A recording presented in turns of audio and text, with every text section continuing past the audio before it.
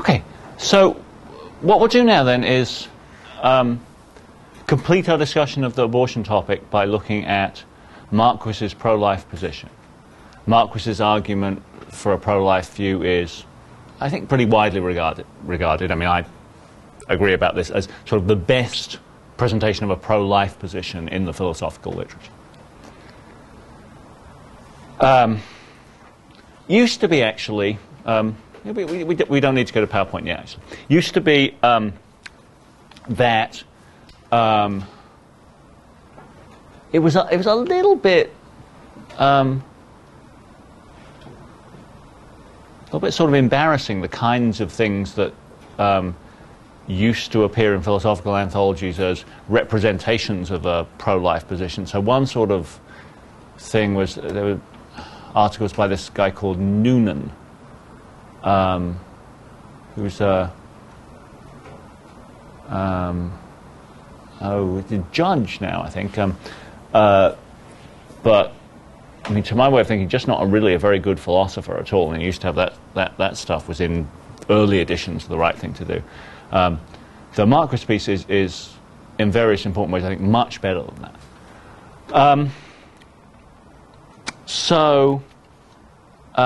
Let's sort of talk through the way he makes the case, and then I'll, when you're done with that, I'll give you something for your notes.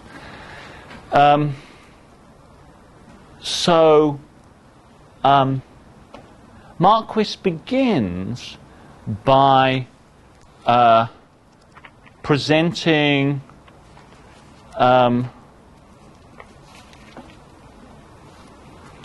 the state of the abortion debate as a kind of standoff. Right? I was looking. We have a somewhat brief extract of his article here. We have a longer extract of the Thompson one, but this bit is in there. Right?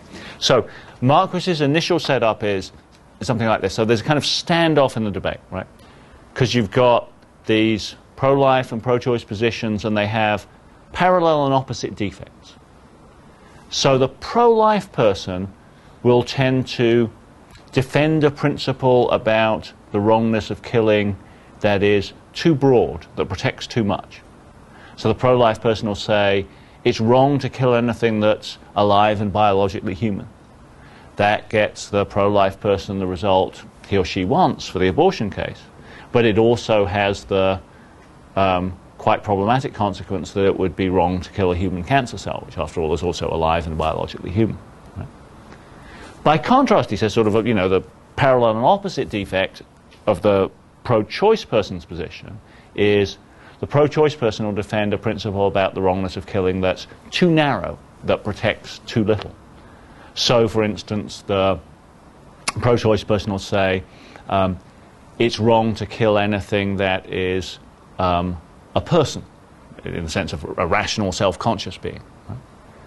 That, as we've seen looking at Warren stuff, that gets the pro-choice person the result he or she wants for the abortion case that's always permissible.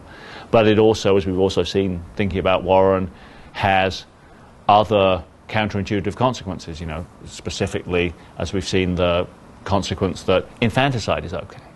Right? So the pro-choice person, as Marquis pictures it, defends principles about the wrongness of killing that are too narrow, that protect too little. So that's how Marquis sees this sort of standoff. Yeah? I don't entirely agree with that depiction, but I don't think that matters for current purposes. So then, Marquis's idea is the thing to do is to sort of take a step back, to approach the issue from a new direction. So what he suggests is this. Let's start with something about which we all agree. Right? Let's start with the fact, what we all take to be a fact, that it would be wrong to kill adult human beings like us. And then let's ask why that would be so. Right? What is it about adult human beings like us that makes it wrong to kill us? And there what he does is he sort of tries out a number of stories, right? And, you know, rejects some of them and kind of settles on one, right? So,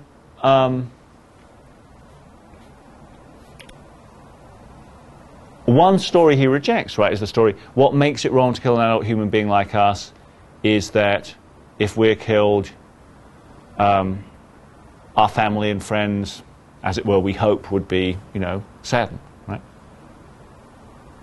And Marquis plausibly says, well, that can't be the basic reason why it's wrong to kill adult human beings like us. The basic reason why it's wrong to kill adult human beings like us can't be the effect on the victim's friends and family, right? The basic reason must be instead a matter of the effect on the victim, him or herself.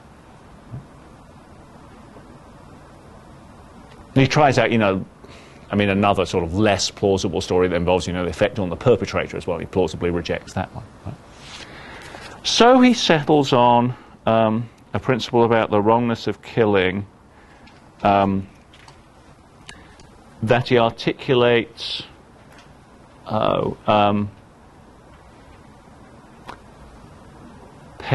pages, well, starting about the middle of 88. Right?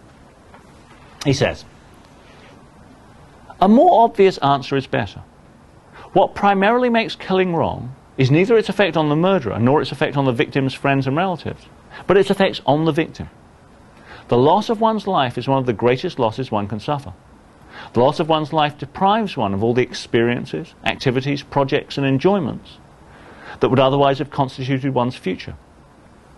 Therefore, killing someone is wrong, primarily because the killing inflicts one of the greatest possible losses on the victim. To describe this as the loss of life can be misleading, however. A change in my biological state does not by itself make killing me wrong. The effect of the loss of my biological life is the loss to me of all those activities, projects, experiences and enjoyments which would otherwise have constituted my future personal life. These activities, projects, experiences and enjoyments are either valuable for their own sake or a means to something else that's valuable for its own sake. Skipping a bit to just about the bottom of that page. Therefore, when I die, I am deprived of all of the value of my future. Inflicting this loss on me is ultimately what makes killing me wrong. This being the case, it would seem that what makes killing any adult human being prima facie seriously wrong is the loss of his or her future.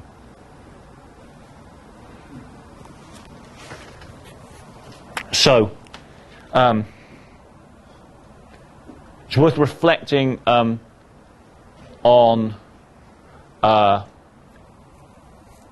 what's involved here a little more. I mean, I think, first off, quite a plausible view about what makes killing wrong. Right? Let's be clear, when Marquis talks, as you'll see he does, about the value of a future, or the value of one's own future, what he means is the value to you. Okay? This is not the idea that, you know, what's bad about killing you is you might be the person who discovered the cure for AIDS or cancer, right? That would, to say that would be to reinstate precisely one of the theories about the wrongness of killing that Marquis has already rejected, right? One of the theories that says its wrongness is a matter of the effects on other people, right? So when he talks about the value of your future, that's the value to you, right? All right. So, Marquis's argument, like an argument of Singer's that in the connection with morality in animals that we'll encounter later, which is actually written earlier, in which Marquis is explicit, I forget if it's in this extract of the article, Marquis is explicit that it's a kind of model for him. Like Singer's argument, Marquis sort of proceeds in two steps, right? So thus far, we have sort of articulated a general principle about the wrongness of killing without any special reference to the abortion case at all, right? So the first stage of the argument is to articulate and defend this general principle about the wrongness of killing. Yeah? Then the second step is to argue that that general principle to which you're independently committed implies that abortion is wrong. Right? Marquis makes that move on in the paragraph that goes from 90 to 91. Right? He there writes, "The claim that the primary wrong-making feature of a killing is the loss to the victim of the value of its future has obvious consequences for the ethics of abortion. The future of a standard fetus includes a set of experiences, projects, activities and such, which are identical with the futures of adult human beings and are identical with the futures of young children. Since the reason that is sufficient to explain why it is wrong to kill human beings after the time of birth is a reason that also applies to fetuses, it follows that abortion is prima facie seriously morally wrong." Now clearly this is sort of in the ballpark of the appeal to potential that we've already talked about. But Marquis is quite concerned, quite careful to emphasize that nonetheless he's not appealing to potential directly, right? That's in the very next paragraph, the first full paragraph on 91. He writes, "This argument does not rely on the invalid inference that, since it's wrong to kill persons, it's wrong to kill potential persons also. The category that is morally central to this analysis is the category of having a valuable future like ours. It is not the category of personhood. The argument to the conclusion that abortion is prima facie seriously morally wrong proceeded independently of the notion of person or potential person or any equivalent." All right, so are there any questions at this point? Yeah.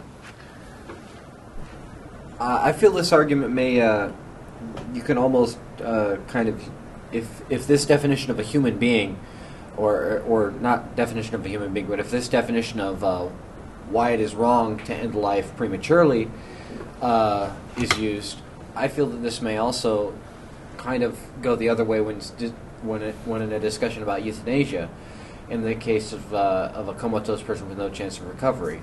This person has already been denied their future, therefore is it nonetheless wrong to end their life? Yeah, well, I mean, that's interesting, right? So, I mean, one of the things that, to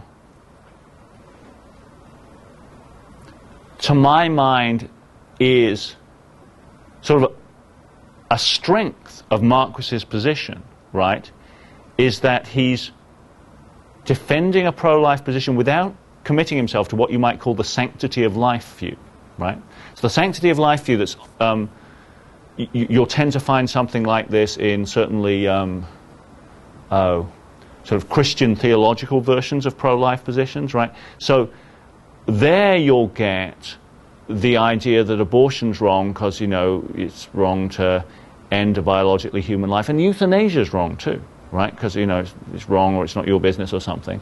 So that sort of ethical position involves the commitment that says, okay, so, you know, even if someone is, you know, terminally ill and in great pain, it's not okay to end their life, right?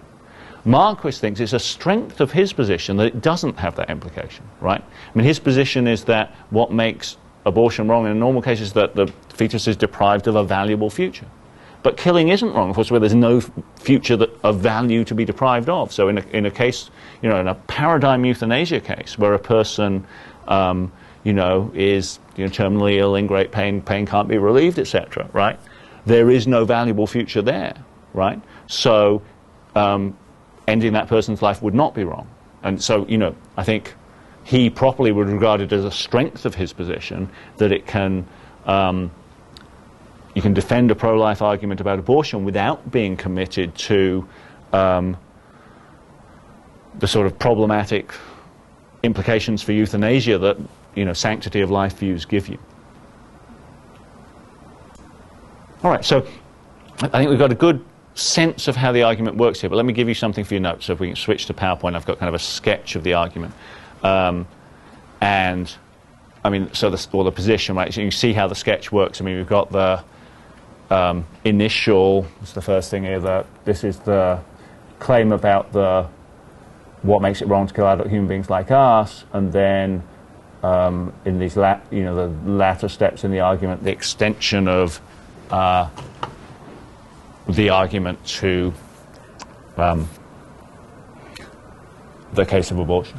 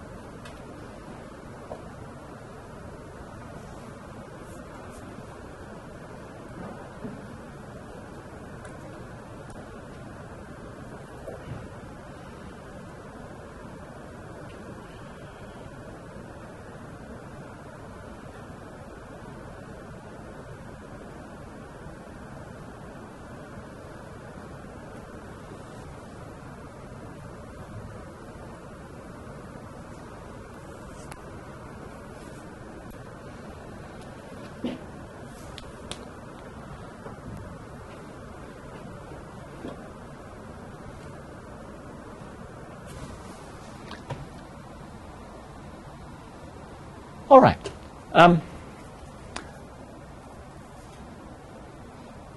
So as I've said, I think this is sort of, it's the best representation, the best representation I know of a pro-life position in the philosophical literature. But as I think I've also said, I don't think there's any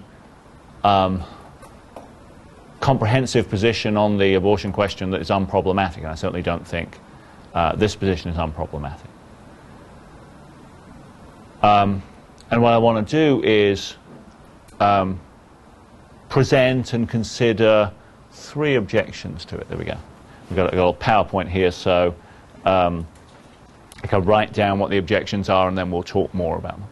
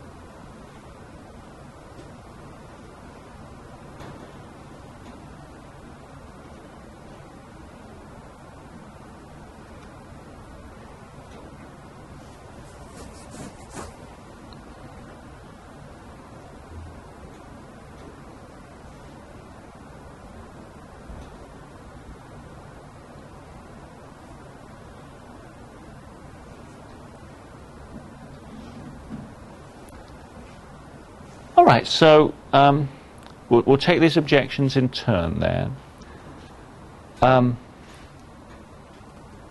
The first two certainly appear in early published responses to Marquis's article, published in the same journal shortly after it appeared. I think the third one is in the published literature as well, so I'm less sure about that.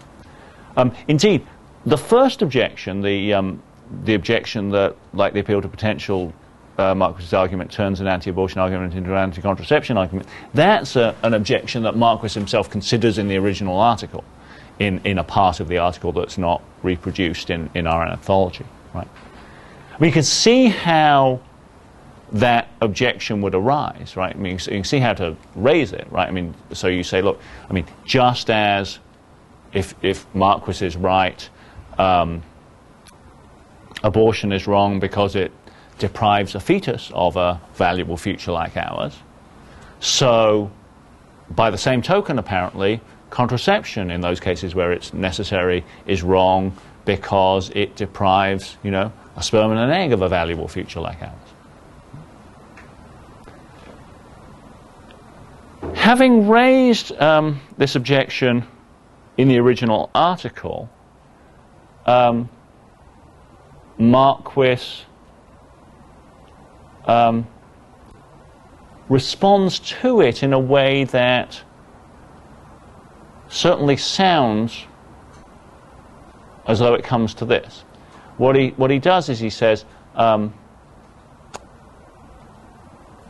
he gives you the number, and it's some large number of, sperm in the typical ejaculate, right? And he says, apparently, look, I mean, even in those cases in which contraception is necessary, right, you have no way of knowing,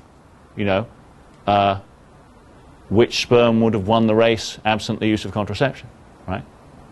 Hence, you have no way of knowing sort of which sperm and egg combination it is that's deprived of a valuable future by contraception, so none is, right? Well, if that's what he means, there's there's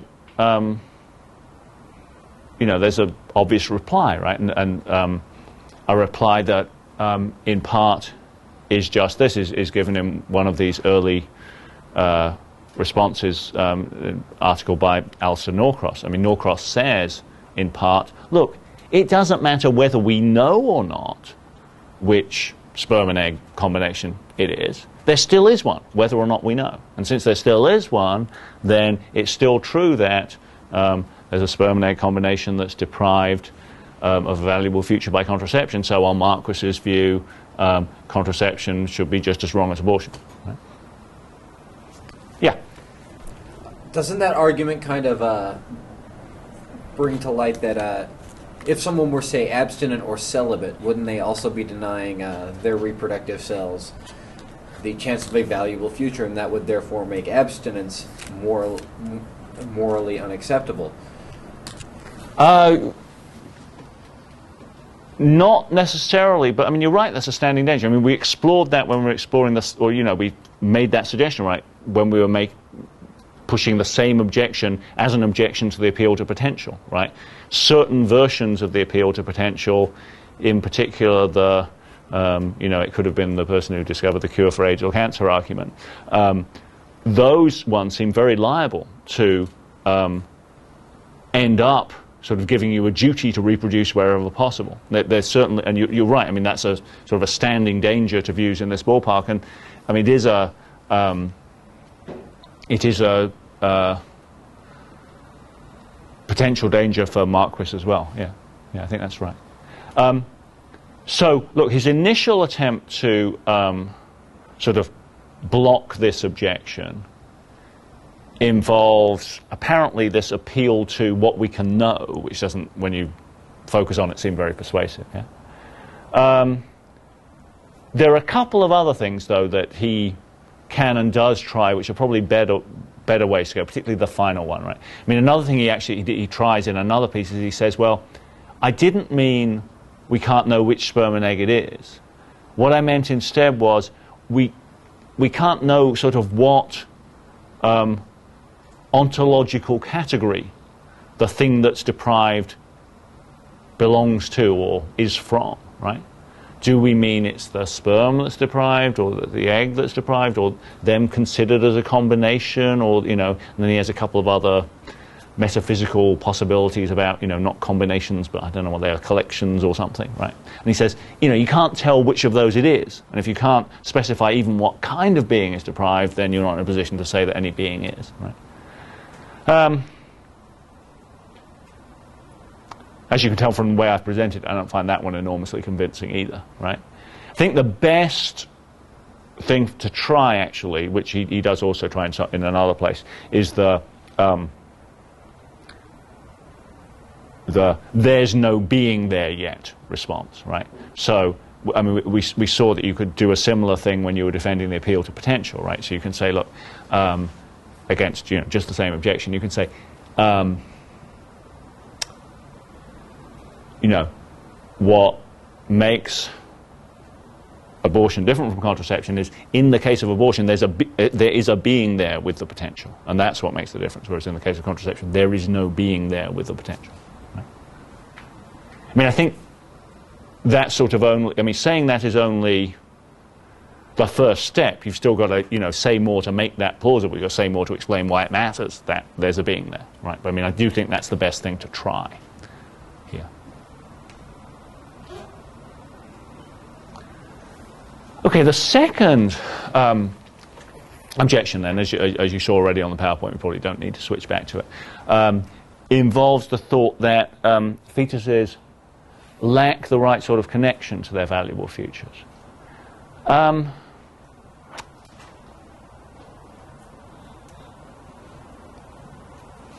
It's, I mean, let me sort of try and spell this out a little bit more. First, just very briefly, abstractly, and then I'll give you some examples that are intended to sort of help persuade you, right? So, look, the abstract idea is, you know, for killing a being to be wrong, it's not enough that the being in some sense have this valuable future. It's got to be that there's the right sort of psychological connection to this future, right? Otherwise, it doesn't really make sense to say that the being is deprived, right? Okay, to try and flesh that out and to maybe try to make it more plausible, consider a couple more of these kind of science fiction-y examples. First off, this example actually, this hypothetical example actually comes from Michael Tooley, though he uses it for a somewhat different purpose than what we're using it for here. But look, he says, suppose there's this injectable biological agent. I think he calls it a serum, right? So I actually don't know what a serum is, but anyway, as a serum, right? And if you inject this serum into a cat, this cat will, or kitten, right? This kitten will, over time, become a person, right? That, I mean, not it's going to turn into a human being, but it's going to turn into the kind of talking cat that you've, I'm sure, encountered in children's stories. Right? But, I mean, what, you know, but then focus on, you know, the instant immediately after you've just injected this kitten, right? So right now, it's just a kitten, right? The only difference is, I mean, since you've put the serum in, now its sort of predictable, weird, altered path of development is going to end it up being a talking cat. Right? So, Tooley's sort of line there is, look, it would not be wrong to kill this kitten the way it would be wrong to kill a real talking cat, or the way it would be wrong to kill one of us, right? Because even though now the kitten, in this funny, weird, altered biological way, sort of has this valuable future, it's still not psychologically connected to it in the right way, right? So, you know, the talking cat it will become will have no memory of being the regular kitten it now is. The regular kitten it now is has no way to, you know, plan or anticipate or anything the talking cat future which, you know, it will have, right? So the claim is, killing the just injected kitten is not bad the way killing one of us is, because even though it, in some sense, the kitten has a valuable future, it's not connected to it in the right way. And absent that psychological connection, killing it doesn't deprive it of the valuable future the way we are deprived. Then, if you want to extend it in a way that extend this is actually relevant to certainly early abortion cases, right? Now consider a still more radical hypothetical version of the same sort of thing, right? So now suppose that there's a version of the serum that you can inject into trees, such that once injected, the trees become persons, right? I mean, if you want a rough model for what a tree person is, the obvious place to go is Tolkien mythology, right? So an Ent is, roughly speaking, a tree person. If you know your Tolkien mythology, it's a little bit more complicated than that, but it'll do for our purposes, right? So, so you've got this just injected tree, right? And since you've injected it with this, even more powerful serum, it will gradually over time become a tree person, right? But, right now it's just a tree. I mean, there's nothing it's like to be it. It's not conscious or anything, right? There's just a tree there, right? But still in this, weird altered biological way, it now, in some sense has this future as a tree person. Again, if you're making the sort of anti-Marquis argument here, you say, but look, I mean, it wouldn't be wrong to kill the tree the way it would be wrong to kill one of us, right? And that's because even though even though it's true that in this funny, altered biological sense, the tree has the valuable future, there's no connection to it, right? There's no psychological connection between the sort of the tree as it is now and the tree person it will become, right? So that's that kind of objection. I mean, you see how it works, and I must say, myself, I find it prima facie persuasive.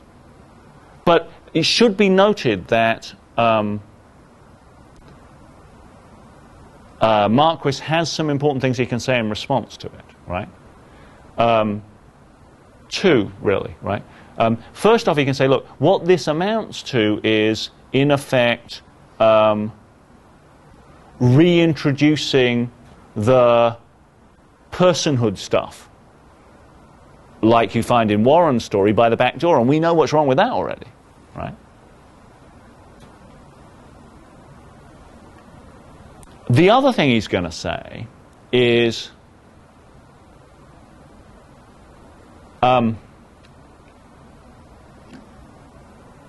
this sort of, the sort of line that you take if you make this objection commits you to the wrong view about killing temporarily unconscious people, right? So he'll say, look, the temporarily unconscious person is not right now psychologically connected to his or her future, but we do think it'd be terribly wrong to kill them, right? So the requirement that this objection introduces of a psychological connection to the future can't be right. Then if you're pushing the objection, you try saying, well, but look, it matters. The difference between the temporarily unconscious person and the hypothetical cats and trees and stuff is that the temporarily unconscious person has already been conscious, right? And that's a relevant difference where, it's not as bad in the case of the, or not bad at all in the case of the tree or the cat, and the key feature there is that they have never been conscious, right, in the relevant sense. But again, you can see both how the objection goes and how you can sort of make it plausible, and how there are resources available to Marquis to respond to it. Okay, the third objection then, as we've seen, targets the account of the wrongness of killing, right? So the person making the objection says, there's something wrong with this account of the wrongness of killing, because look, if what makes it wrong to kill adult human beings like us is that killing us deprives us of our valuable futures, then since, you know, on the whole and on the average, younger people have more valuable future than older people do, on this account, we ought to think it's more wrong to kill younger people than it is to kill older people. But we don't think that, so this account of the wrongness of killing must be mistaken. Right?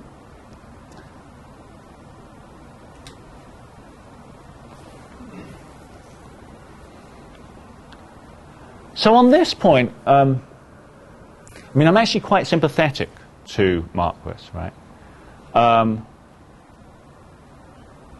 So I guess to this objection, the answer I want to give would be sort of twofold. It would be, I mean, on the one hand, you can see why on his story we wouldn't sort of normally want to say, or, you know, in normal cases we wouldn't focus on the thought that it's more wrong to kill young people than old people. But, sort of second part of the response, actually there are sort of certain attitudes that do bring out the fact that in certain ways we kind of do think that. Right? So the way to do that, I think, is first to say, look, it's perfectly consistent with Marquis's view to think that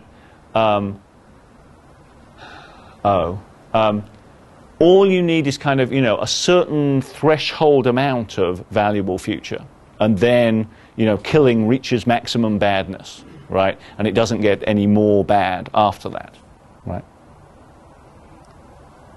And that may really be how we normally think of it, right? I mean, it doesn't sort of take all that much of it to be, you know, really, you know, much worse than almost anything else you could do to a person, right? Yeah. By that measure, you mentioned that it kind of would, it might kind of go up and down like a bell curve with age, but wouldn't that also, supposing that somebody has, if somebody were incarcerated, or, and I mean for like a very lengthy period of time, perhaps a life sentence, or, you know, in some other way has become addicted to some kind of dangerous drug, or even a smoker, does that, in essence, make their future less valuable than those people who are unhindered by such things? What do I want to say about that? I mean, the incarcerated person, I take it, I mean, you presumably do want to say that their future is less valuable, right? I mean, you know, that, you know, I mean, we all of us rather not be incarcerated, right? I mean, I guess, I mean, I think if I'm Marquis, the thing that I want to say about the other cases, about the smoker and stuff, is, you know, as long as the person has, you know, I mean, as long as it's not the person with 10 minutes to live, right, where you probably don't think killing them is as bad as killing, you know, I mean, if you really knew that there were 10 minutes to live, I mean, sure, it would be bad, but, right, I mean, you know, in cases where they didn't want to be killed and so forth, right. If it's, you know, any significant amount, then, you know, it sort of reaches the threshold, you say, right? I mean, the other thing you say, the sort of the bell curvy thing or something, I mean, that's interesting.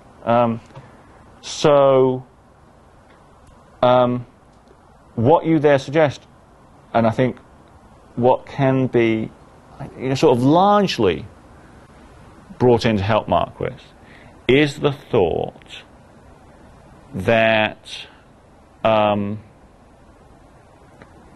in some ways our attitudes do include the idea that it's, well, it's sort of more regrettable if young people die than if older people die, right? I mean, we think of the deaths of young people who haven't had a chance to sort of fulfill their potential as tragic, right? In a way that the deaths of older people who have had a chance to fulfill their potential are less tragic, right? so what you can then say is, I mean, that's a place where these putatively problematic implications of Marquis's account do find a place in our moral thinking, right? I mean, you know, what you said, the bell curve stuff that you mentioned, I mean, does suggest a further question. I mean, so Marquis's story, I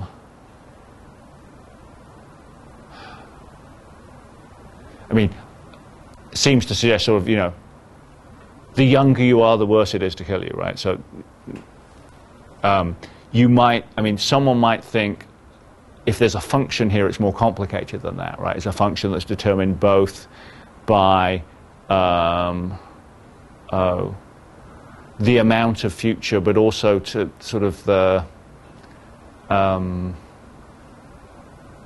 people sometimes suggest this anyway, sort of the extent to which you already have a person there with sort of developed goals and whatnot, right? So that then the thought is that, you know, the worst case can be the, you know,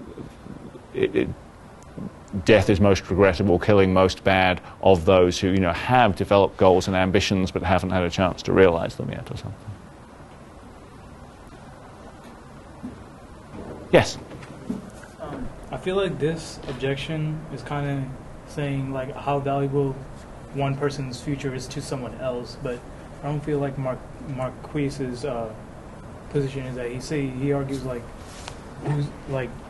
your future is is just as equally valuable to yours as someone else's future is valuable to them.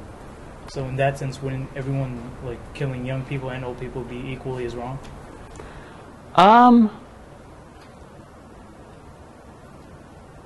Look, I mean, I guess what I think is I agree with you that, I mean, it's crucial. I mean, I made this point earlier, but it's worth emphasizing again.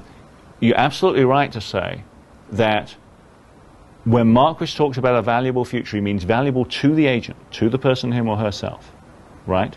He's not, you know, reinventing it could have been the person who discovered the cure for AIDS or cancer argument, right? He's not, you know, and that's clear from the accounts of the wrongness of killing he rejects. He doesn't want to say what makes killing you wrong is that it's bad for someone else. He wants to say what makes it wrong is it's bad for you, right? But on the other hand, it seems to me there is a way of understanding why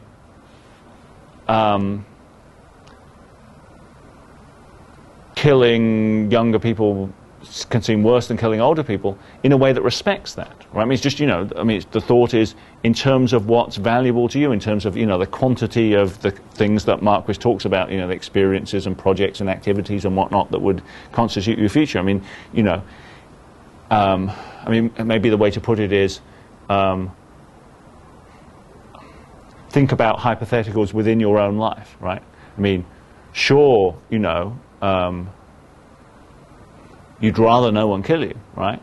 But you'd probably also rather they killed you when you were 50 than they killed you when you were 30, right? And that, I mean, and, you know, not because, or not just because you hope that you would have achieved something, right? But also because, you know, the deprivation of stuff that just concerns you is worse in the case if you're killed at an earlier age, right? So I guess what I think is, I mean, on the one hand, you're quite right to emphasize that the value concerned is value to the agent, but I don't think that in itself undermines the objection.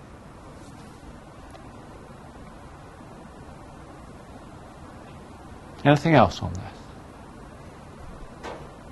Yeah. In that case, what about suicide? Because then isn't that the act of killing yourself? So does that mean that since we feel that there is no value in our life, is it all right for us to kill ourselves? Well, again, Marquis's line would be, maybe yes, right? So again, I mean, part, I think, of Marquis's project is to show that you can defend a pro-life position without committing yourself to what we've called this sanctity of life view, right? this idea that, you know, it's just never okay to, you know, ever shorten or end the life of a biological human being, right? And I think Marquis would think, I mean, you know, and of course lots of cases of suicide in fact involve people who are, you know, depressed, and so they're really misled about the character of their own future, and, you know, if they were thinking clearly and properly and, you know, not under the influence of the depression, they wouldn't, you know, feel suicidal, right? But, I mean, I think Marquis would think it was a strength of his view that, you know, there could be people in cases, you know, like the standard euthanasia cases, etc., where they properly took the view that, on balance, their future was genuinely not valuable, right? And in those cases, right, they could, you know, the proper view would be that a person's death is not bad, right? So he would like, I mean, I think, you know, in a way he likes that implication, right? I mean, exactly what he wants to do is, you know, defend a pro-life position without bringing with it sort of the baggage that popular defenses of pro-life positions often bring along.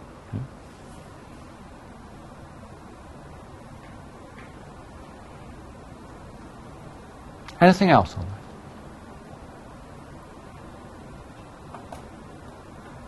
All right, well, I think that's a good place then to stop for today.